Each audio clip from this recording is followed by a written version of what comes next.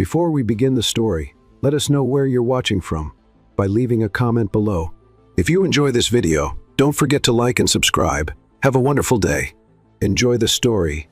A homeless woman saved a puppy without knowing it. Belonged to a millionaire, and he fell deeply in love. Sarah was selling candy at a traffic light when she heard the screech of tires, a loud thud followed by a desperate yelp. She turned quickly and saw a puppy lying on the street, shaking in pain. His little paws were twitching, and his eyes were wide with fear. Without thinking, she ran to him, dropped to her knees in the middle of the road, and picked him up like she was saving something more precious than her own life. "It's okay, I'm here, all right. I'm right here," she whispered, her voice shaky as tears blurred her vision. The puppy's small body trembled like it was made of paper. People stared. Some mumbled something about calling for help, but no one moved. No one did anything. Sarah didn't think twice. She held the puppy close to her chest and started running. At the vet clinic, the receptionist gave her a strange look. Her clothes were worn, her hair pulled back in a hurry, the smell of the streets on her. Sarah didn't care. She shouted, "He needs help, please." The vet quickly examined him. "His leg is dislocated. We'll need to stabilize it and give him pain medicine. It's serious, but he'll recover." The receptionist brought out a quote, $100, everything included. Sarah was quiet for a moment. Then she reached deep into her backpack and pulled out a crushed little box held together with tape. That was where she kept all the money she had saved for months by selling candy at traffic lights. "This is all I have," she said, placing the money on the counter with trembling hands. "I'll pay." The receptionist counted it, surprised. "It's exactly the right amount. Do you need a receipt?" Sarah gave a tired smile. "If I needed a receipt, I'd have a home." She sat down on a plastic chair and waited. Her stomach hurt from hunger, but she didn't care. At that moment, she knew she had done the right thing. Later, the vet came back holding the puppy. His leg was wrapped, and he wore a protective collar around his neck. "He's going to be fine. He just needs rest and care for a few days." "Does he have a name?" she asked, gently petting his nose. There was a tag on his collar, Max, and it had an address, 515 Park Hill Avenue. Sarah's chest tightened when she heard that street name. It was far away and expensive. She couldn't imagine anyone actually living in a place like that. Even so, she picked up the puppy and started walking. 515 Park Hill Avenue looked like a palace disguised as a house, tall gates, perfect gardens, cameras everywhere. Sarah felt invisible standing there with her worn-out sneakers and torn backpack. She pressed the intercom. "Yes. Hi, I found a dog. His name is Max. He was hit by a car. I took care of him."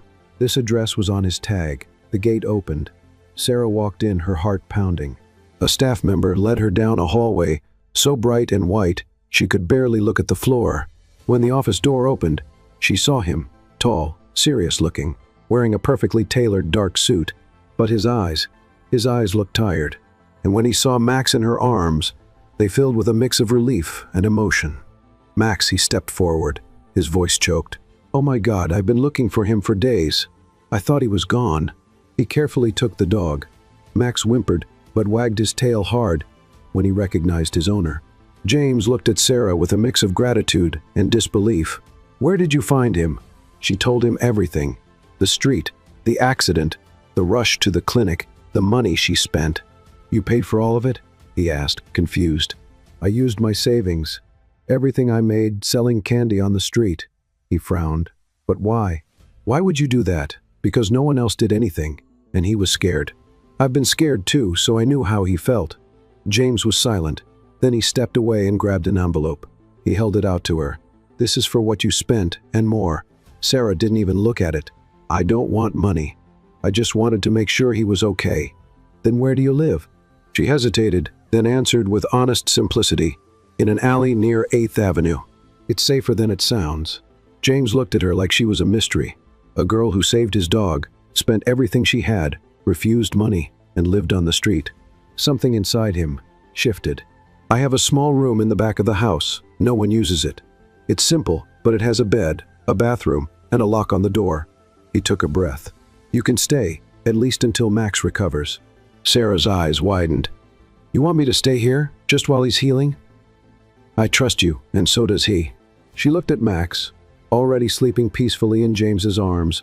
then at the envelope on the table. Her stomach growled, but she tried to hide it. "It's a lot. I don't know. You don't have to decide right now. Just think about it with care. I just want to give back what you did." Sarah pressed her lips together, moved. No one had ever offered her anything like this before. A room, respect, gratitude. She lowered her eyes, struggling with her pride. "If I stay, it'll only be for Max." James nodded. Of course, for Max. But deep down, they both knew something more was beginning. Sarah woke up before sunrise. She still wasn't used to the soft mattress or the silence. The room was warm, the comforter softer than anything she'd ever touched. And still, she woke up with the same feeling as always, the urge to give something back. She got up quietly, tied her hair with an elastic she found in her bag, and went straight to the kitchen. Margaret hadn't shown up yet, which meant she had time. No standing around doing nothing, she whispered to herself. Determined to be useful, she opened the cabinets and grabbed what she could recognize. Coffee, a thermos, sliced bread, eggs. She turned on the stove, poured water into the coffee maker, and was about to crack the eggs when white smoke started coming from the side of the stove. She frowned. Huh? Suddenly, beep, beep, beep, beep, the loud fire alarm blasted through the room. A jet of steam shot from the ceiling. Sarah looked up, panicking. "No, I didn't even burn anything yet." Max ran into the kitchen, barking like it was war. Seconds later, hurried footsteps echoed. James appeared in the doorway, wearing only a towel around his waist, wet hair dripping. "What did you do?" "I was just making coffee," Sarah shouted, covering her ears. "This feels more like a chemical attack than breakfast. I didn't know the stove had a button for the end of the world." "You triggered the security system. This house has a very sensitive smoke detector. Too sensitive, don't you think? All I did was heat some water." James rushed to a panel in the wall and punched in a code. The alarm stopped. The silence that followed was as sudden as it was awkward. They stared at each other. Max barked softly, circling them. James sighed. "You woke up the whole house. At least no one will miss the coffee. This isn't coffee. This is an international incident." Sarah crossed her arms, still tense, but a small smile forming at the corner of her mouth. "For someone that rich, you have pretty poor patience." James let out a low sound, almost a laugh. "And you have a natural gift for disaster." "Thanks, I try." Margaret showed up right after, muttering complaints. Sarah was banned from getting within 2 meters of the stove for the rest of the day. Still, she insisted on helping in other ways. She tidied up the guest room, organized Max's toys, and even tried to clean his water bowl, though she spilled half of it on her own foot. Out in the garden, she found Thomas, the driver, sneaking a smoke behind the ivy wall. "Hey, you're the hero of the day," he said with a slight grin. "I think I'm more like the fire alarm villain. Depends how you look at it. Mr. Carter hasn't walked around the house in a towel in years." Margaret nearly fainted. Sarah laughed out loud, then quickly covered her mouth. "I didn't mean to cause all this. I just wanted, I don't know, to be helpful. Here, my dear, no one tries. We just survive," he said, half dramatic, half joking. "But it's nice to have someone around who shakes things up." She didn't fully get what he meant, but she liked the sound of it. Later in the office, James called her in with a serious tone. Sarah came in, a bit nervous, sitting on the edge of the chair like she was afraid of getting it dirty. "I've been thinking about our talk this morning," he began, opening a folder on the desk. "If this is about the coffee, I swear, no, it's about a formal agreement." She looked at him, cautious. "I'm going to hire you officially for 2 weeks to take care of Max full-time, with salary, food, and housing included." Sarah blinked. "All that for 2 weeks? That's the expected time for his full recovery, and I want everything documented. You'll have the freedom to come and go, but there will be basic rules, like no setting off alarms," he replied, deadpan. She laughed. James slid the papers across the table. "Read it carefully. You can say no if you want." Sarah picked up the papers and looked at the lines filled with terms she barely understood.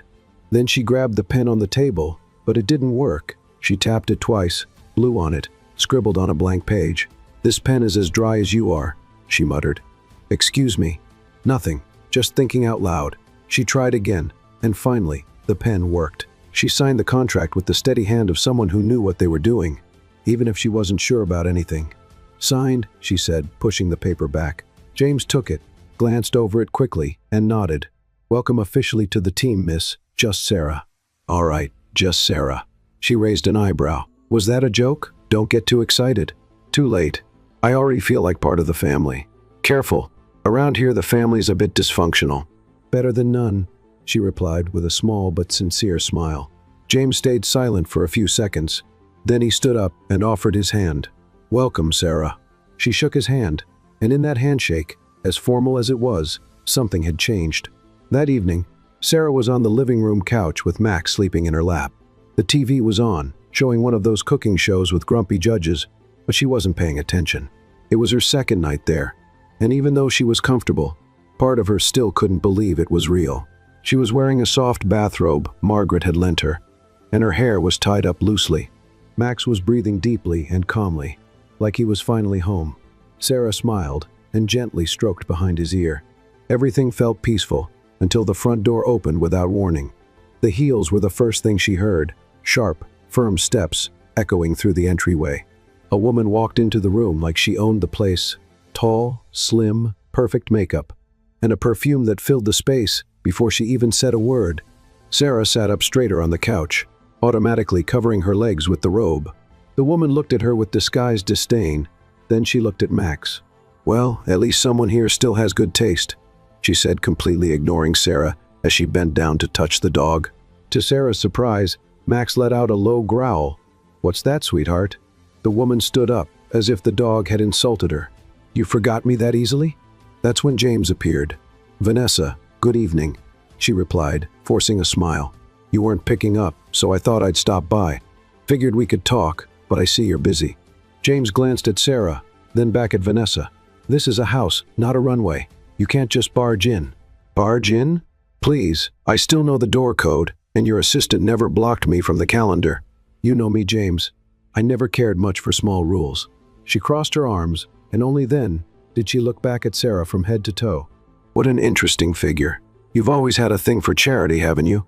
Always picking up lost causes. Sarah didn't know what to say. The comment hit like a slap, but James didn't hesitate. Watch what you say. Am I wrong? You are, completely. Vanessa laughed, flipping her hair to the side. No need to pretend. It's obvious this is temporary, just like all the others. But if this is your way of getting back at me, congratulations, you did it. This isn't about getting back at you. You don't belong here anymore, Vanessa. Sarah carefully stood up, picking Max up in her arms. She wanted to leave the room, disappear, vanish. But before she could, Vanessa took another step. You really going to trade me for this? She gestured towards Sarah. Some random girl wearing your robe? Sarah swallowed hard. James, without looking away, replied, She means more than any of your appearances in recent years. Silence. Vanessa stood there for a few seconds, like she was looking for something to say. Then she forced a smile. This isn't over. She turned and left, the sound of her heels fading down the hallway. Later, the house was quiet. Sarah sat on the edge of the bed, still in the robe, holding Max, who was fast asleep and unaware of anything. Vanessa's words echoed in her head. Lost cause. This is temporary. Some random girl. She knew the woman was just trying to hurt her, but it was hard not to let it sink in. She got up and headed to the door, planning to go to the kitchen for a glass of water. Walking through the hallway, she stopped when she heard a voice coming from the office. The door was slightly open. You always do this, Vanessa. Always. It was James. He was on the phone. No, this isn't jealousy. You had your chance, and you threw it away over a stupid betrayal. Sarah froze. I really tried to move on, I did, but you didn't let me. You'd show up at my house, my events, in my life, like I was something you owned. Silence on the other end of the line. Then James continued, You know why this still gets to me? Because you lied to me, and I blamed myself for a long time, thinking it was my fault.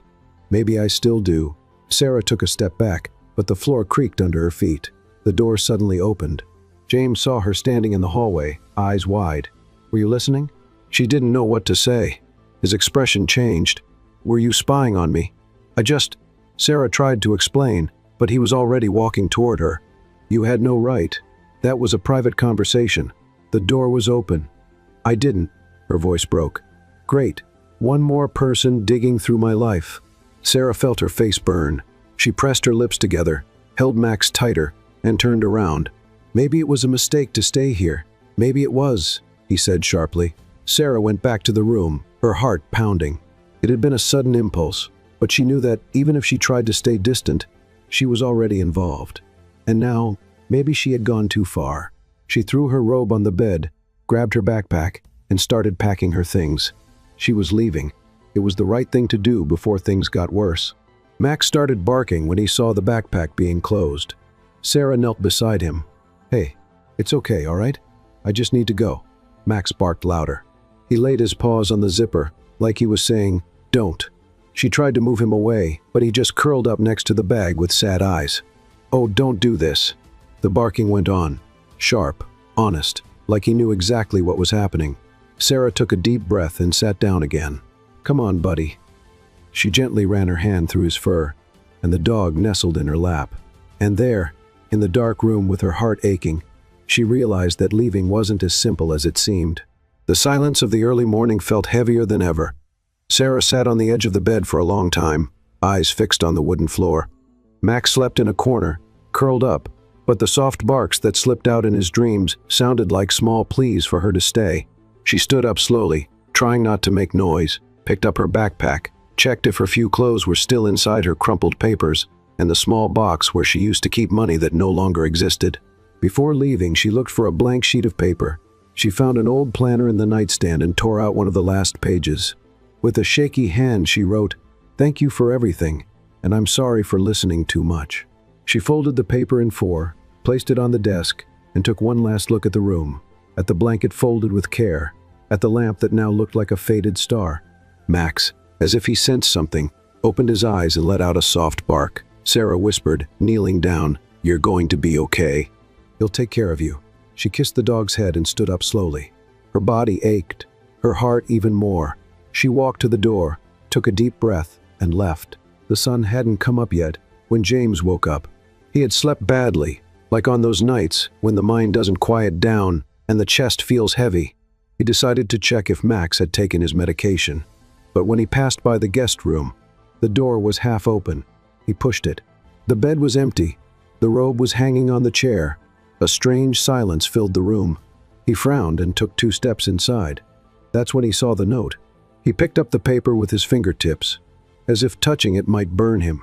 "Thank you for everything, and I'm sorry for listening too much." The words hit like a punch. He crumpled the note, stepped back, and without thinking, slammed the bedroom door shut. The sound echoed through the house. Max barked downstairs. Margaret appeared in the hallway, sleepy but serious. "Something wrong?" She left. Margaret raised an eyebrow. "What do you mean, left?" James didn't answer. He just went downstairs, ignoring the coffee, the planner, the messages on his phone. Nothing seemed to matter at that moment. He sat in the office chair, staring at nothing for a few minutes, then suddenly stood up and called Thomas. "I want you to find Sarah. Now? Any specific place to start?" the driver asked, already starting the car. James ran a hand through his hair, frustrated. "She said she used to sleep near 8th Avenue, near a laundromat. See if you can find anything." On my way, the city was just waking up when Sarah curled up by the cold wall of the laundromat. She had returned to the same place where she had spent so many nights. The dirty sidewalk, the old blanket a kind lady gave her weeks ago, the distant sound of cars. It was all familiar, but this time it was different. This time it hurt. She coughed. Her whole body felt heavier, and a chill ran down her back. It must have been just the cold, or maybe not. She knew something wasn't right. She hugged her backpack to her chest and tried to close her eyes. Hours later, Thomas parked nearby and quickly got out of the car. He looked around, crossed the street, and then saw her. Sarah was there, lying against the wall, trembling, her face pale. She didn't look like she was sleeping. She looked like she was fading. "Hey!" Thomas rushed over and knelt beside her. "Sarah!" She opened her eyes with effort, tried to smile. "Thomas, hi. You've got a fever. Come on, let's get out of here." "No, it's okay. I just wanted to sleep a little." "No sleeping," he said, already pulling out his phone. "Stay awake. James is on his way. He shouldn't have. He asked me to find you, and there's no way I was leaving you here like this." James arrived a few minutes later. The moment he saw Sarah, it felt like his heart tightened. She looked nothing like the girl who used to take care of Max on the couch, pale, weak, like she had shrunk. He didn't hesitate. He knelt beside her, slipped one arm behind her back and the other under her knees. I can walk, she whispered. Be quiet, Sarah. She gave a faint smile. You haven't changed. Neither have you. Still stubborn. He lifted her up and carried her to the car. Thomas opened the back door, and James got in with her, settling her gently. On the way back, Sarah rested her head on his shoulder, her eyes heavy. I'm sorry, I shouldn't have listened, she murmured. Forget it. It was my fault. You were angry. I was, because I was frustrated. And when I get frustrated, I mess up like letting you walk out the door without stopping you. She sighed, almost falling asleep right there. James squeezed her hand firmly. Don't ever do this again, okay? She didn't answer. She was already asleep. Margaret was at the door when they arrived. The guest room's ready, she said dryly. She's going to mine. Margaret's eyes widened. What? You heard me. Get the room ready and bring the thermometer. Margaret paused for a moment, like she was trying to understand what world she had just stepped into. Then she nodded and went inside. James carried Sarah upstairs, walked down the hallway, and gently laid her on his bed. He pulled the blanket over her, brushed her hair off her forehead as he left to get a damp cloth. When he returned, Margaret was leaning against the doorframe, arms crossed. Never thought I'd see this again. See what? The old James. The one before the coldness. The one who cared. James gently wiped Sarah's forehead, ignoring the comment. She saved Max. Yes, and now it looks like she's saving you too. He didn't respond. He looked at Sarah's calm face and knew right then that something inside him had already changed. Maybe it started with the dog. Maybe with the way she refused the money. Maybe with her smile, even while carrying the weight of the world. The fever was gone, but Sarah still felt weak, like a strong breeze could knock her down. Still, when she opened her eyes that morning and saw the soft light coming through the window, she had a childlike urge to go outside and breathe some fresh air. She sat up slowly, still in bed, and looked around. She was in James's room, clean sheets, a light scent of tea on the nightstand, and a folded blanket at the foot of the bed made it all feel even more surreal. It wasn't the kind of place she pictured herself, and yet she was there.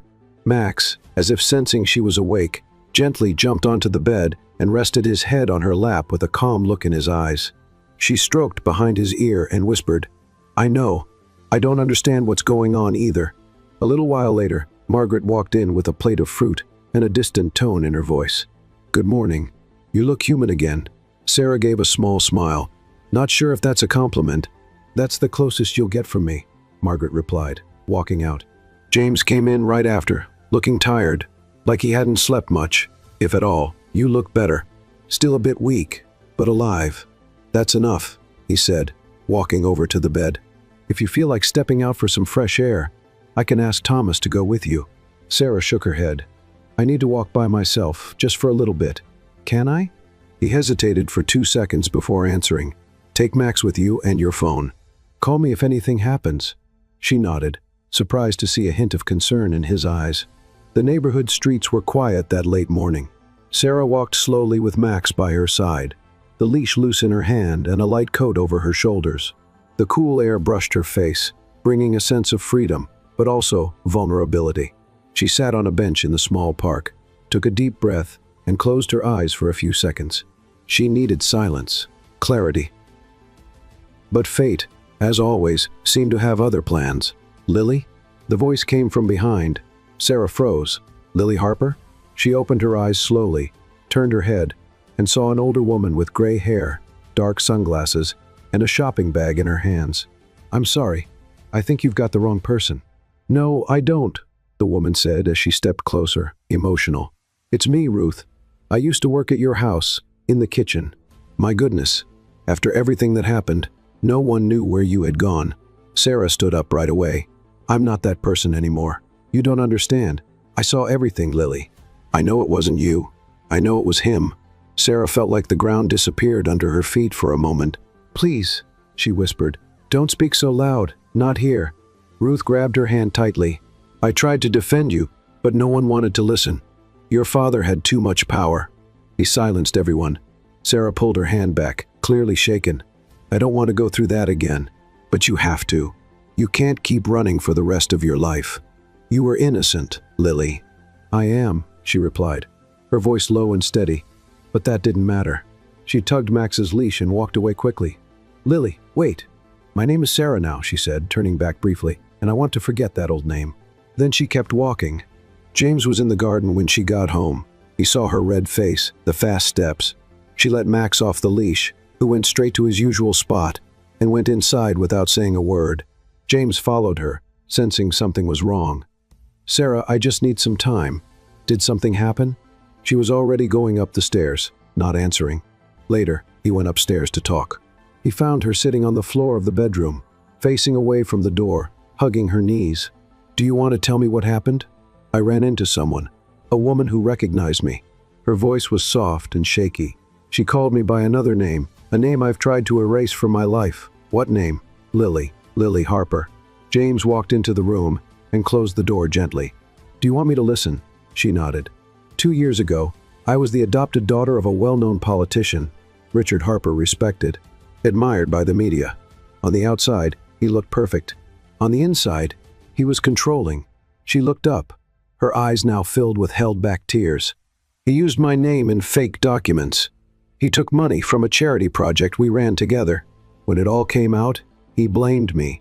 And since it was him against a 23-year-old girl with no proof, no support, no one believed me, not even my mother. She stood by him, thought I was trying to ruin the family's reputation, said I was ungrateful, that I was being manipulated by jealousy." She wiped her face, nervous. "I tried to explain, I swear, but everyone had already made up their minds. The media, my friends, I became the opportunistic daughter. I ran away with what I had, changed my name. I started selling sweets at traffic lights to survive." James listened in silence, sitting in front of her. He didn't say a word, just listened. "I never told this to anyone. I just wanted to disappear. Erase everything. Why are you telling me now? Because for the first time since all that happened, I feel like I can trust someone. But I was also afraid you'd see me the way they did." James took a deep breath. "I don't know who Lily was, but I know Sarah, and Sarah is incredibly brave." She let out a soft laugh, tears now falling. "Don't say that. I don't feel that way. You saved a hit dog, turned down money, faced my ex-fiancé, faced me, slept on the streets, and you're still kind. If that's not strength, I don't know what is." Sarah lowered her head. "I just wanted to live in peace. That's all. And now?" She looked at him, unsure. "Now, I don't know. I don't want to run anymore, but I don't know if I can face it all again." James moved closer, sat beside her, and held her hand firmly. "I don't know what's coming next, but if you want, you don't have to face it alone anymore." Sarah bit her lip, trying to hold back the tears, but couldn't. She leaned on his shoulder and cried quietly. James said nothing, but the way he held her firm, careful, and unhurried said everything. Later on, Margaret passed through the hallway and saw the door slightly open. She peeked in quietly. Sarah was sleeping, curled up on James's bedroom couch, and he sat in the armchair, reading a book but keeping his eyes on her. Margaret smiled to herself. "Never thought I'd see this again," she whispered before walking on down the hallway. In the days that followed, James noticed that his once carefully planned routine had taken on a different rhythm, lighter, more unpredictable, and all because of her, Sarah. She had no idea how much she threw him off balance, and that was exactly what made her so intriguing. He watched her quietly when she thought no one was looking, when she laughed alone at animal videos on the couch, when she sat on the floor to brush Max like he was a baby, or when she softly sang songs she didn't even remember the words to. Her simplicity disarmed him. No games, no masks, just Sarah. And he was beginning to wonder how someone so real had gone unnoticed for so long. On Friday morning, she walked into the kitchen, in a sweatshirt, with her hair tied up, rubbing her eyes like a sleepy child. Someone messed with the coffee. "Smells like a trap," she said, pointing at the thermos on the counter. James, who was reading and drinking coffee, looked up from the paper. "I made it myself. No smoke, no alarm. So it's safe?" "Relatively." She smiled and poured herself a cup. Margaret, who was sorting the silverware, shook her head with a dramatic sigh. "Is this place a boarding house now?" Sarah laughed. "If it is, just so you know, I'm not doing the dishes." James just watched in silence, a cup in his hand and something stronger growing in his chest each day. That afternoon, Sarah decided to walk Max around the garden. The day was beautiful, and she needed a break. She felt strangely at peace there, like that place belonged to her too now. That's when she heard a strange sound coming from the front gate cameras. lots of them, and voices. "There she is! She's right there!" someone yelled. Sarah instinctively stepped back, holding Max in her arms. A few seconds later, Margaret came running from the side hallway, pale. "Sarah, quick, get inside. The press found out. Someone leaked that you're here, probably Vanessa." Sarah froze. "She did that? She's toxic and vindictive." Before they could react, the doorbell rang, and behind the glass, a familiar figure, Vanessa, and next to her, a man with a microphone and a smile that was way too wide to be genuine. "Is James home?" she shouted. "I brought someone very curious to meet your new friend." Sarah's face burned. James appeared seconds later, walking firmly, expression calm. "What's going on?" "Just a quick interview, nothing invasive. The whole country wants to know who's captured the heart of New York's most private man." "I didn't give anyone permission to come in," James said firmly. "Oh, relax, James," Vanessa said with a poisonous smile. "It's just a light chat, unless you have something to hide." The reporter stepped forward. "Mr. Carter, is her name really Sarah? Is it true she's living here with you? Is this a new relationship?" Sarah's knees went weak. It was too much. James suddenly paused. He looked at the reporter, then at Sarah, and said without hesitation, "Yes, we're together. She's my girlfriend." Silence. Sarah couldn't breathe. "What did you say?" She whispered in disbelief. "We're together," he repeated, looking straight at the cameras. The flashes went off. Vanessa crossed her arms, eyes wide with quiet rage. The reporter continued, "So it's official? Can we publish that?" "Go ahead," James replied and shut the door in their faces. Sarah stood frozen in the hallway, like she'd been hit. James turned to her. "I had to protect you. Protect me?" she yelled. "You threw me into a circus. I couldn't let them invade your privacy. I did what I thought was best." "Without asking me? There wasn't time. I'm your employee, James. You put me in a role I never asked for. What did you want? For them to make up lies? Dig up your past?" Sarah went silent. "You had no right.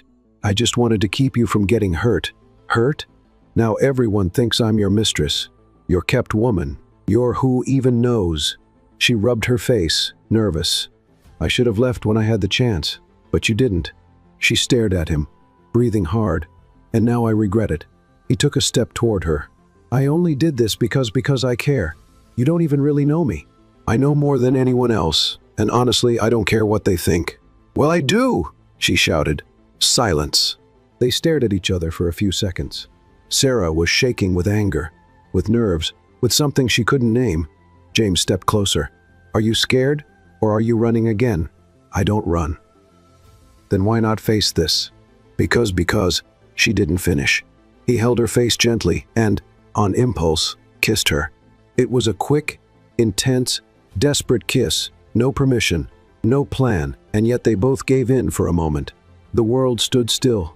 The voices disappeared, breathing stopped, and all that was left was the touch, the warmth, the inner chaos that could no longer be ignored. But then, they pulled away. Sarah took a deep breath, her heart racing. James, too. Silence. She didn't say a word, just turned away without looking at him and went upstairs. In the hallway, her face still warm, she leaned against the wall, closed her eyes, and whispered, "Why? Why did that have to feel so good?" She smiled to herself and walked to the bedroom with the lightest steps she'd taken since she arrived. Sarah opened her eyes slowly. She was still lying down, but the world already felt like it was moving. The last few days had been a whirlwind of emotions, and the kiss with James, that kiss kept coming back to her, as if it had just happened. She didn't know how to react. The touch, the intensity, the way he pulled her in it was impulsive, intense, way too real. But it had also been a mistake, a delightful mistake, and a dangerous one. She went downstairs, hoping to see him, but breakfast was ready, and James was nowhere in sight. "He left early today," Margaret said when she noticed her in the kitchen. "He did say he had to take care of urgent matters." With that, it looked like he was avoiding a conversation. Sarah drank her coffee in silence. Something inside her was tight, an uncomfortable mix of frustration and expectation. She didn't know how he felt, but she knew what she was starting to feel, and that was exactly what she didn't want. That afternoon, Sarah was in the garden with Max, throwing a stuffed toy for him to fetch. The dog ran back and forth happily, as if the whole world was that simple. For the first time in days, she smiled genuinely. but the peace was interrupted by hurried steps. Margaret appeared on the patio, clearly upset, holding her phone. "We need to talk." "Did something happen?" Margaret took a deep breath. "Your name is on the news sites and on social media. Someone leaked pictures of you here at the house." "What do you mean, pictures?" Margaret handed her the phone. It was a collage of images: Sarah feeding Max in the garden, getting into James's car, coming down from the guest room with a towel over her shoulder. And the headline, "New partner of CEO James Carter, who is the mystery woman living in the mansion." Sarah felt her face go cold. This is real?" "It is. And it won't stop here. The press is going crazy, and there's more." Margaret hesitated. Vanessa came by. She brought a journalist. "They're waiting at the door." Sarah stayed quiet for a moment. "Do they know who I am?" "Not yet, but they want to find out." Sarah looked at Max, then at the phone. Her heart felt like it was pounding in her throat. "And James, does he know?" "He's on his way." Half an hour later, James walked through the door, looking tense, his posture stiff. He nodded at Margaret and went straight to the office where Sarah was waiting. "Did you see?" "I did. The press is already at the gate, and Vanessa brought a tabloid reporter. I figured she might do something like this. She wants to destroy you. I'm not the one she's targeting. It's you." Sarah crossed her arms, anxious. "So, now what?" James took a deep breath. He walked over to the desk, opened a drawer, and pulled out a folder. "We signed this." She frowned. "What is it?" "A contract for marriage." Sarah let out a disbelieving laugh. "Excuse me?" "I'm serious. A contract marriage for 3 months." She widened her eyes. "Are you out of your mind?" "Listen, this isn't a romantic proposal. I'm not saying we're in love or pretending this is forever. It's an agreement, a temporary civil marriage, no crazy demands. Just presence, appearance, and legal protection. You want to marry me just to make things look under control? I want to protect you. They're going to keep digging until they find something. And if they learn about your past..." Sarah looked away. That hurt more than she wanted to admit. "You're trying to fix this like it's a business issue. Because from the media's perspective, that's exactly what it is." She shook her head, trying to organize her thoughts. "And what else does this contract say? You'll have your own room, full privacy, no obligations other than a few public appearances with me. You're free to come and go, and of course, a symbolic salary for your image." Sarah looked at him, stunned. "This is insane. I know. It's going to look even weirder if we just suddenly get married like it's all staged. They'll believe it. It's better if it looks like a sudden decision than letting them make up something worse. And after the 3 months, we get divorced. No scandals, no problems at all." She stayed quiet. Part of her wanted to tear up that contract, but another part knew James was right. She had a choice to make. And if there was anyone truly trying to protect her, even in a strange way, it was him. "Did you sign it?" "Yes," James said, handing her the folder. She looked at the paper for a long moment, then picked up a pen. "This pen doesn't work. Blow into it. It's a favorite of mine." She blew, scribbled a little in the corner, and signed with a steady hand. "There." James reached out his hand. "Welcome to the most unlikely wedding of the year." She shook it, smiling softly. "I just hope it doesn't become the most talked about one." The next morning, the headline was everywhere. "Surprise wedding, James Carter confirms marriage to unknown heroine. She saved my dog and my heart." Sarah almost dropped her phone when she saw it. "My heart?" She stormed into the office.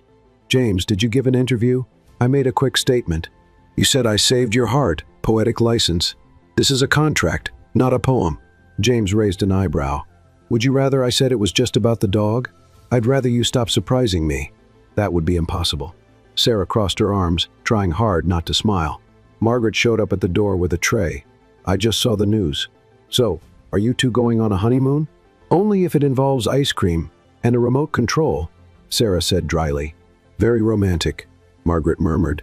In the days that followed, things started to shift between them.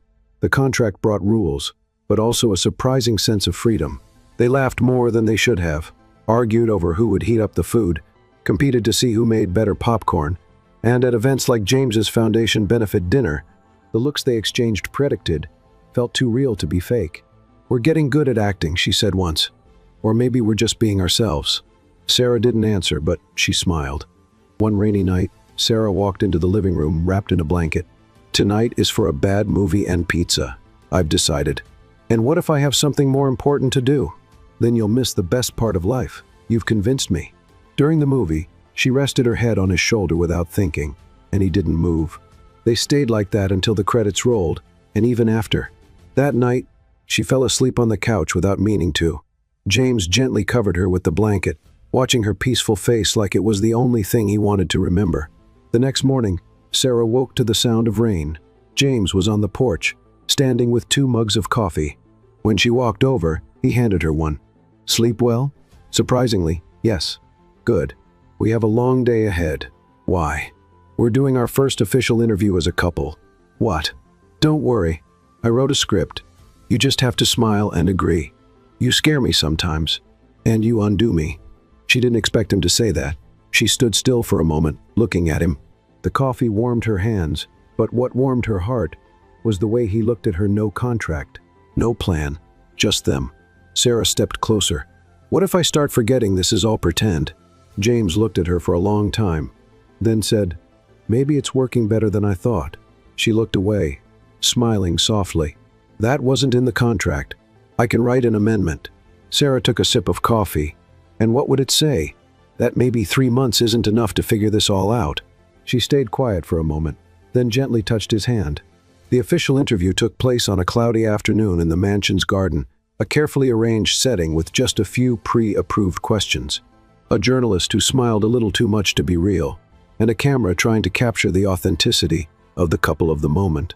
Sarah was nervous. James, as usual, seemed in control, but she knew better. She had learned to spot when he pressed his fingers into his leg, when he swallowed hard before answering, and when he blinked more than usual. The image was calm, but the man behind it was something else. "So, how did you two meet?" the journalist asked in a friendly, almost fatherly tone. Sarah and James looked at each other. She answered first. "I saved his dog, and I think, in a way, he saved me too." James looked at her a second longer than he needed to, then added, "Life has a funny way of working. Sometimes it brings 2 opposites together, to show that no one has to be whole to deserve company."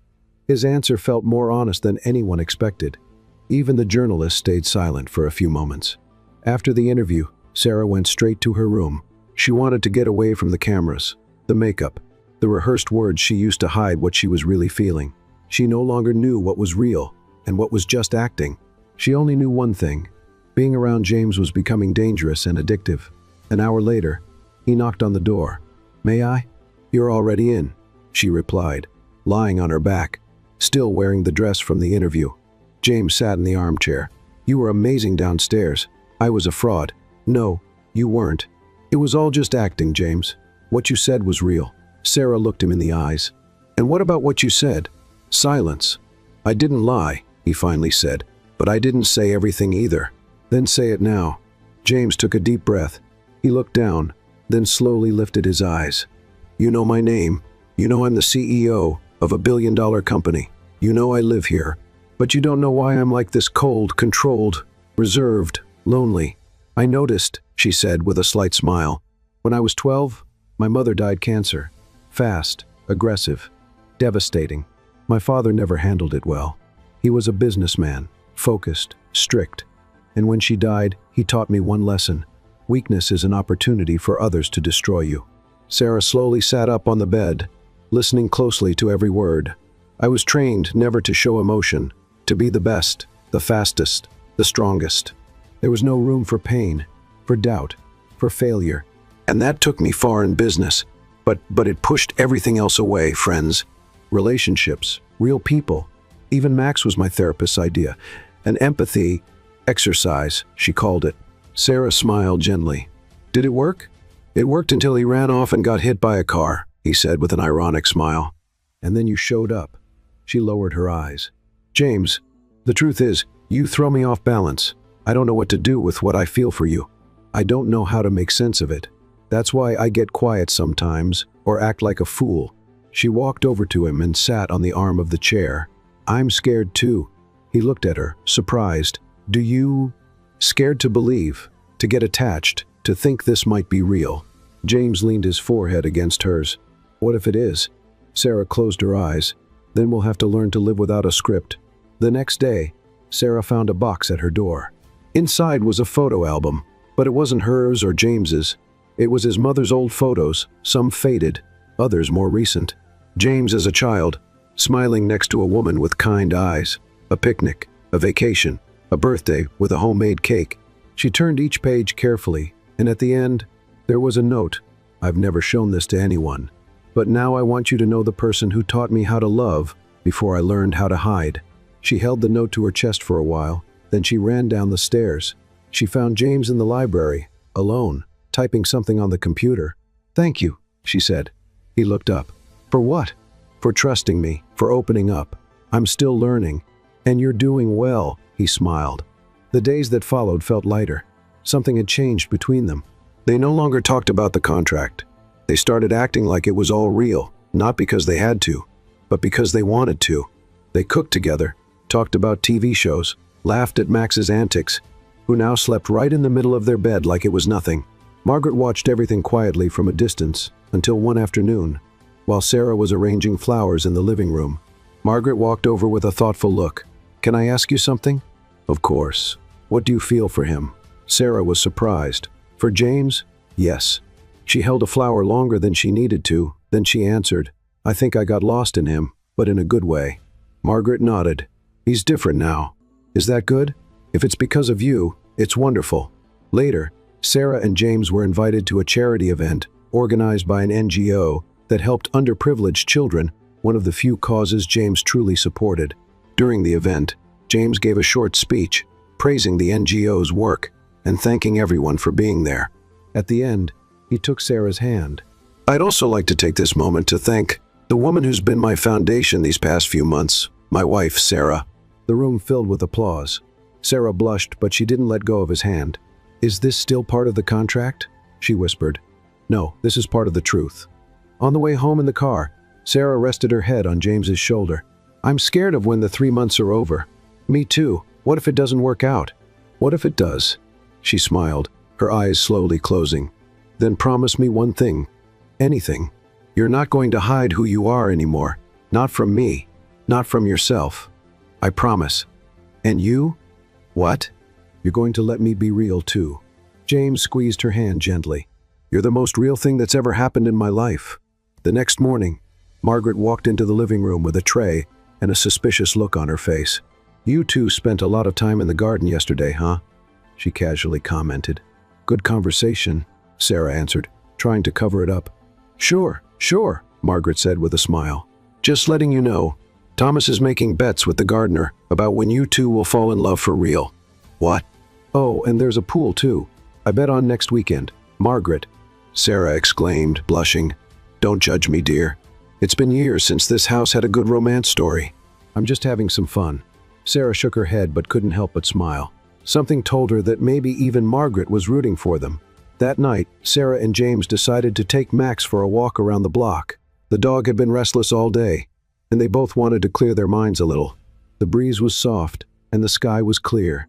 They walked side by side in silence when Max suddenly pulled on the leash hard. "Max, calm down." Sarah yelled, but it was too late. The dog broke free and ran straight for a side alley. "He's going to hurt himself again," she screamed, starting to run after him. James ran alongside her without hesitation. "Come this way. He's heading for the back." They ran together for a few meters, dodging posts, fences, and parked cars. Sarah tripped slightly, but James grabbed her arm before she fell. "Are you okay?" "I'm fine. Keep going." After a few minutes, they found Max standing by a trash can, panting but okay. Sarah dropped to her knees beside him, hugging the dog tightly. "You're trying to give me a heart attack, aren't you, you rascal?" James crouched down beside her. He just wanted a little adrenaline. Next time, he can go by himself. They both laughed, still catching their breath.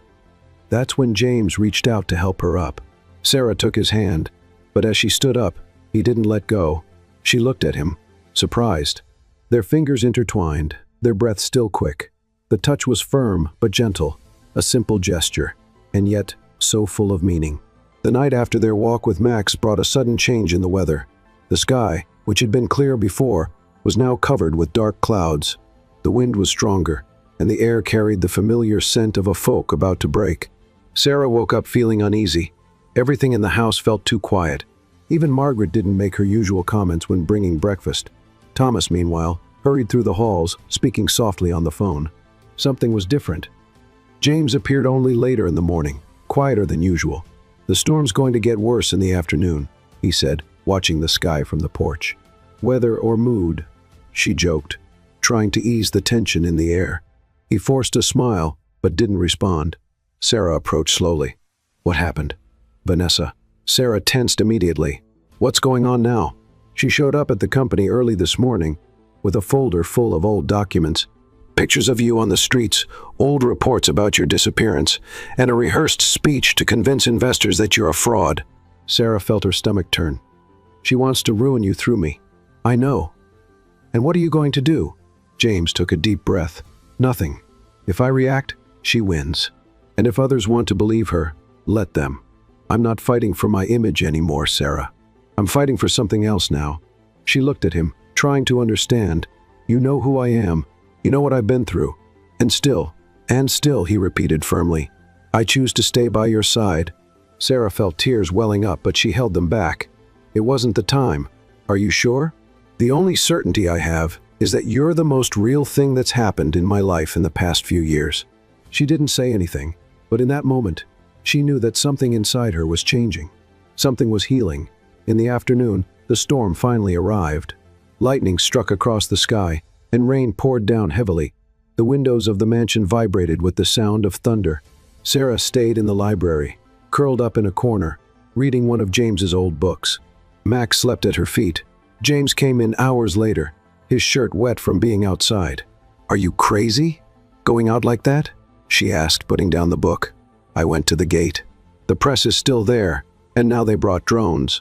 "Drones? Welcome to the world of digital chaos." She got up, grabbed a towel, and gently pulled him inside. She started drying his face as if it were the most natural thing in the world. "You don't have to do this," he murmured. "I know, but I want to." James watched her intently. Her touch was light, but each gesture said more than 1,000 words. "Why are you still here?" he asked suddenly. Sarah stopped. "Because I don't want to run away anymore. Even with all this, silence." She kept drying his hair, her hands slightly trembling. "I'm tired of pretending too," he confessed. "Tired of controlling every step, every word, every feeling. With you, I can just be myself, even when I don't know exactly who I am." Sarah smiled, her eyes filling with tears. "And with you, I can stop defending myself." James pulled up a chair and made her sit in front of him. He grabbed a blanket and covered her. They sat there in silence, watching the rain fall. "When my mom died," he said, his voice soft, "I promised myself I'd never let anyone get close enough to break me again. I kept that promise for a long time until now. Until you." Sarah bit her lower lip, moved. "I don't know what we are, James, or where this is going." "Me neither. But I know what I don't want to lose this." She reached out her hand, and he took it. The storm was still outside, but inside the library, there was a truce, a safe space where old wounds were slowly starting to heal. Hours later, Margaret appeared at the library door, holding an extra blanket and a look that said she already knew everything that was going on. "You two want to have dinner here, or keep pretending you're not a real couple?" Sarah and James laughed at the same time. "We'll have dinner here," Sarah said, snuggling in closer. "Okay, but if I hear a kiss in the middle of the room, I'm going to pretend I'm gone," Margaret replied, turning away. That night, James surprised Sarah with something simple, a letter. She found it on the bed, next to a rose. "I don't know how to write beautiful things, and maybe I never will, but today, watching you read to the sound of the rain, I realized that some people don't come into our lives to complete us. They come to remind us of who we are when we forget. You remind me, James." She held the letter against her chest, moved. Then she went downstairs, found James on the couch with Max on his lap, and just sat down next to him. "No questions today," she said. "No answers either, just presence." And they stayed like that. The next morning, the storm had passed. The sky cleared, and the air carried the scent of wet earth. Sarah opened the window and took a deep breath. James was already outside in the garden, watering the plants, shirtless, completely carefree. She smiled, crossed her arms, and leaned against the window. "Trying to provoke me? I'm watering. What about you?" "I'm admiring the view." He laughed nonstop. "The storm's over." "Yeah, outside and inside." She went down and joined him. She grabbed the hose and started helping, even though she didn't know anything about gardening. "Do you know what you're doing?" "No, but I'm trying." "That goes for both of us." They exchanged glances and laughed once again. Later, Thomas showed up with a cardboard box. "This came for you. No sender, but I think you'll want to see it." Inside the box was only a black envelope, and inside the envelope, a photo. Sarah recognized it immediately. It was a photo of her, still on the streets, sitting in an alley with Max before the accident. And on the back, a handwritten note, "Truths always find a way to surface." A chill ran down Sarah's spine. James took the envelope from her hands and read it. "Vanessa, what do we do?" He took a deep breath. "Nothing. How come?" "We don't give her the power to control anything anymore." "What if she goes to the press with this?" "Then let her come. We have nothing left to hide." Sarah nodded, but something strange began to grow in her chest. The storm may have passed, but maybe the biggest test of all was yet to come. The photo stayed on the living room table for hours. Sarah walked by it countless times, as if ignoring it could make it disappear. But the image was too clear, her sitting in an alley, thin, exhausted, with Max wrapped in a torn blanket on her lap. And the phrase on the back burned like a warning. Truths always find a way to surface. James tried not to push, but she knew he was paying attention more than ever. "Do you want to talk about it?" he asked, while they ate in silence that night. Sarah took a few seconds before answering. "Not now, but tomorrow." James nodded and kept his promise not to press. The next morning, Sarah woke up before the sun. She quietly changed clothes, took the note she had written by hand, and left it on the pillow. It wasn't an escape. It was just a need for clarity. She left alone. She walked for several blocks until she reached the subway station.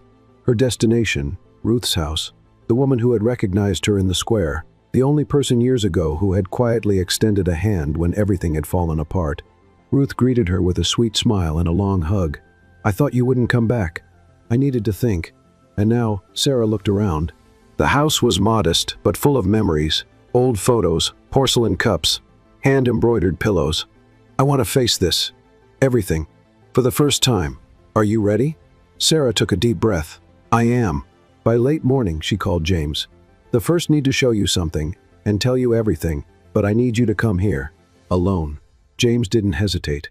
Less than half an hour later, he was knocking on Ruth's door. Sarah was waiting for him, her eyes calm and a brown envelope in her hands. "What is this?"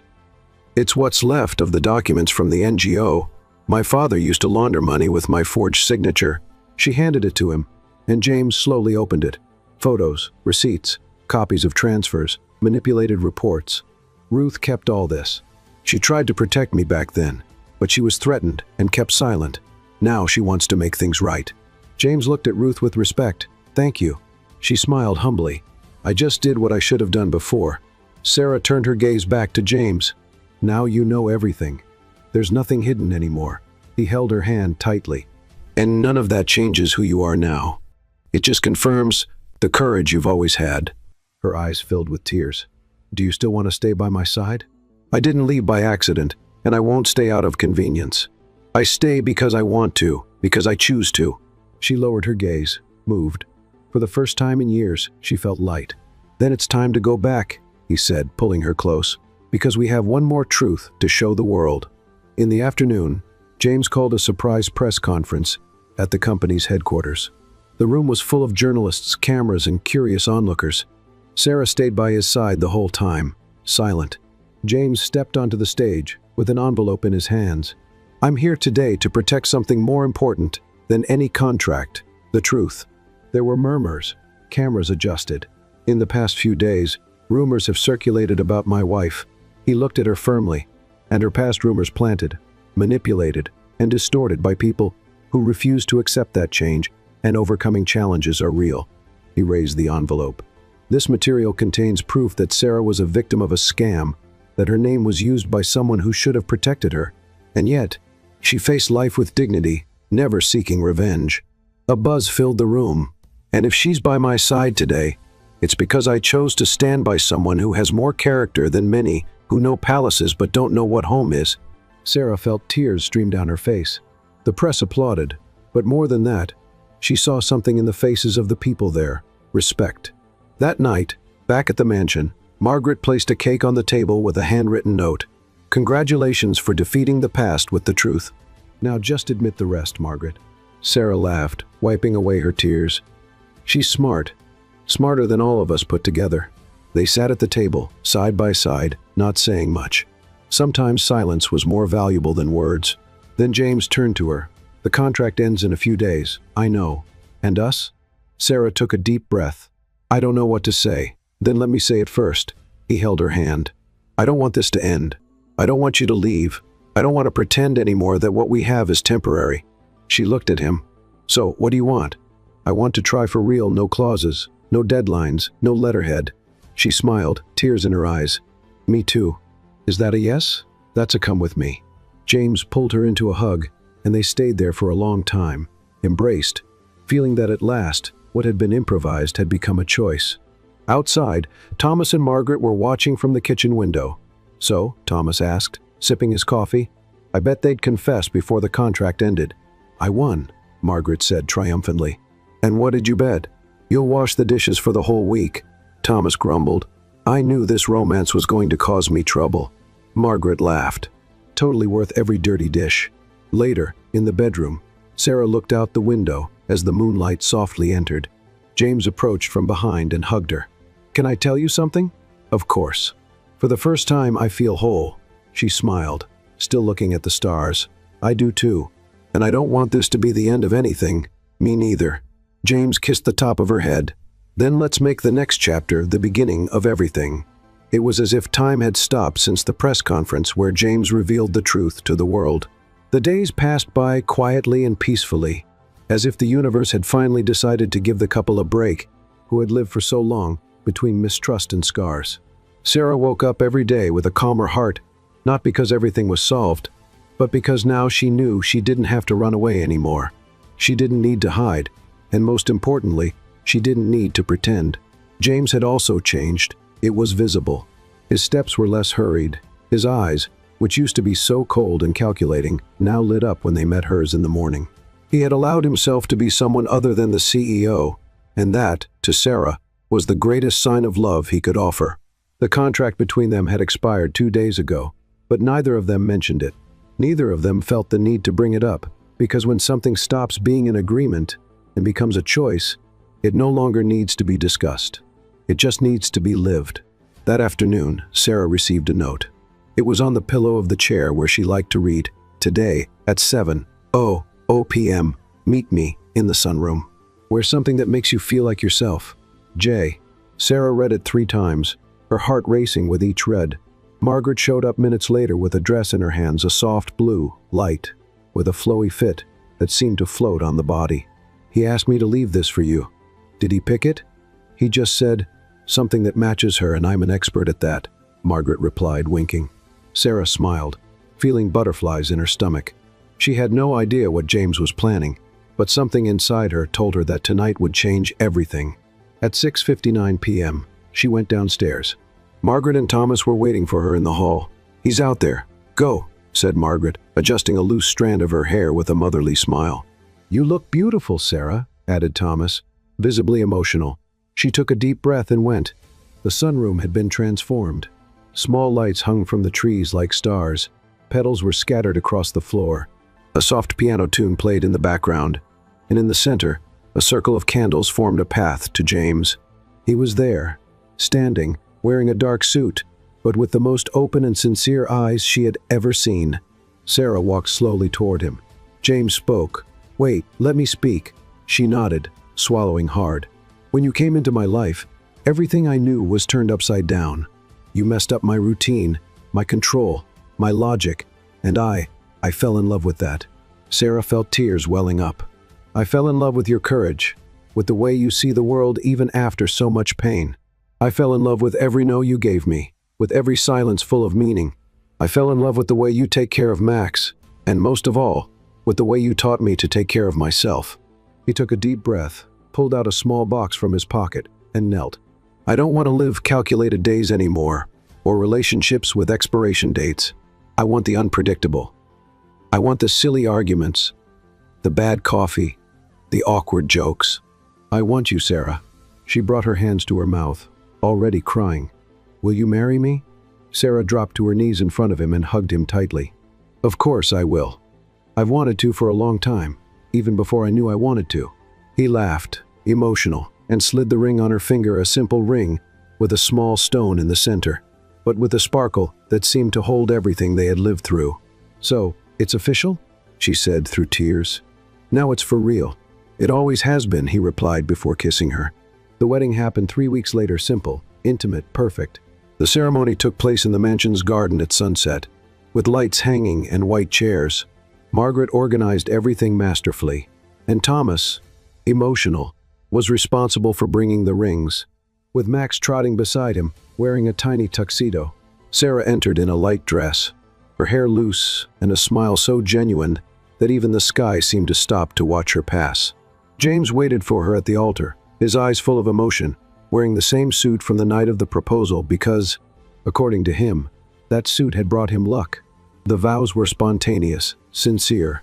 You saved me, said Sarah, not from the street, not from the past, but for myself. You reminded me that I could still be loved. And you healed me, James replied. You showed me there's life beyond control, and that love is losing the fear of falling. They got married to applause, tears, and smiles, and the kiss at the altar was everything a fairy tale ending should be, long, emotional, and full of unspoken promises. At the party, Margaret gave a speech that brought both laughs and tears. I never imagined I'd see this man in love, but if there's anyone who could melt his ice, it's this woman with a hurricane soul, Thomas added. And if I had known that a run-over dog would bring all this, I would have bought another just to do it again. Everyone laughed, even Max barked at just the right moment. Later, away from prying eyes, Sarah and James sat on the garden swing, still in their wedding clothes, barefoot, their hands intertwined. And now? She asked, eyes closed. Now we live together, always. Even when I'm mad, especially when you're mad, and when the world tries to bring us down, we hold on tight, like now. Sarah rested her head on his shoulder, feeling the night breeze brush against her skin. I like the sound of that. I like you a lot more. They laughed, and that night, with the scent of flowers and the distant sound of music, Sarah was certain of something she never dared to believe. She hadn't just been saved, she had been chosen. And even more importantly, she had chosen too.